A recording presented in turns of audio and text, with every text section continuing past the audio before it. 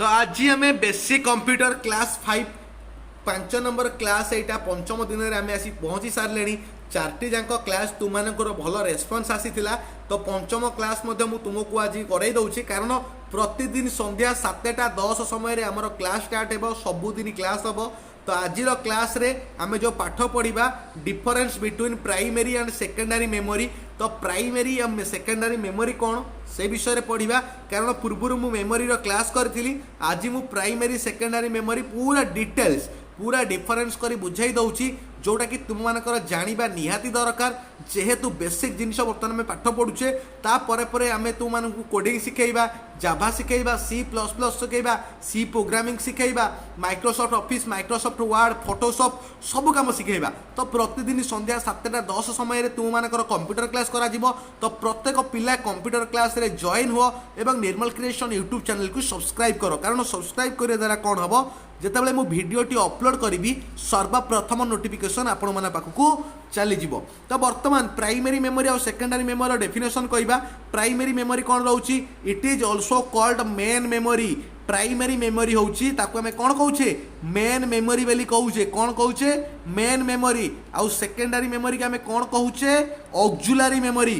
तो primary memory कौन जोटा होची मेन मुख्य मेमोरी हमरो कंप्यूटर रो मुख्य मेमोरी होची कौन प्राइमरी मेमोरी। आउ सेकेंडरी मेमोरी कौन ऑक्सिलरी मेमोरी बुझी पारलो।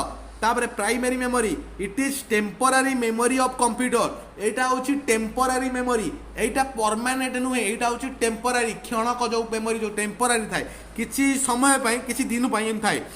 तो एटा होची सेकेंडरी मेमोरी होची it is permanent memory of computer. एटा होची परमानेंट मेमोरी सेकेंडरी मेमोरी टा कोन परमानेंट मेमोरी। तापर प्राइमरी मेमोरी होची it has fast access time. तो एटा होची बहुत फास्ट एक्सेस टाइम माने यथा शीघ्र क्षणक भितर काम करदेव फास्ट एक्सेस टाइम। तो it has slow access time. Secondary memory जोरा सेगुरा होची स्लो एक्सेस टाइम सी एते जल्दी काम करि परिबे नाही। प्राइमरी मेमोरी कौन it is smallest in size ये साइज रे बहुत छोट किंतु सेकेंडरी मेमोरी कौन it is biggest in size ये हूँ साइज रे बड़ बुझीपार। तो यहाँ हूँ secondary memory it is biggest in size it is directly communicate to CPU. तो ये कौन करुँच डायरेक्टली कम्युनिकेट करुँची डायरेक्टली जोग करा क्या सहित सीपीयू सहित सेंट्रल प्रोसेसिंग यूनिट सीपीयू सहित।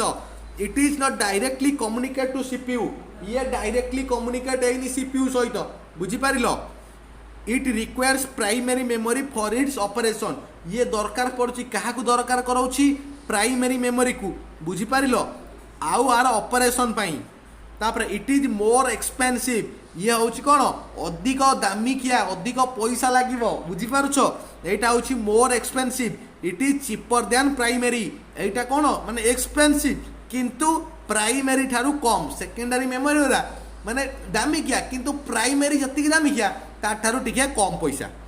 तापरे volatile in nature expect ROM यहाँ हूँ भोलाटाइल रॉम टाको छाड़देले भोलाटाइल माने जोड़ा माने लागिकी रही नथियो ताको हमें काढ़ी पारिबा पुन लगेई पारिबा। तापर एटा होची नॉन भोलाटाइल इन नेचर माने एटा भोलाटाइल किंतु रॉम टा भोलाटाइल नुहे। तापर रॉम रैम भोलाटाइल और नॉन भोलाटाइल ए दुटा मन रखिबो। तापर आर एग्जांपल होची RAM ROM random access memory read only memory आर एग्जांपल होची एचडीडी एफडीडी माने hard disk drive floppy disk drive pen drive CD DVD ए सब होची आर एग्जांपल। तो निर्मल क्रिएशन यूट्यूब चैनल को तुमने सब्सक्राइब कर रख शेयर कर टेलीग्राम चैनल जॉइन हो व्हाट्सएप रे मते मेसेज कर पारिबो। तो तुम मानकर प्रतिदिन 7:10 संध्या समय क्लास होची।